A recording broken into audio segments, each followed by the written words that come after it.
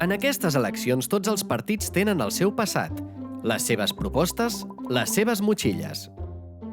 N'hi ha que estan orgulloses del seu passat i que seria millor que es quedessin en això, el passat. N'hi ha que per fora són molt maques, però per dins ja és una altra història. També n'hi ha que van de progres, però gairebé són més conservadores que les nostàlgiques. I està clar que fa temps que s'han oblidat de mirar pels interessos de la gent. Més aviat miren per les seves butxaques. En canvi, n'hi ha d'altres que tenen molt clar d'on venen i cap a on volen anar. Amnistia, autodeterminació i República Catalana, perquè és l'única manera de garantir els drets socials i llibertats per a tothom. Tu, amb quina motxilla et quedes?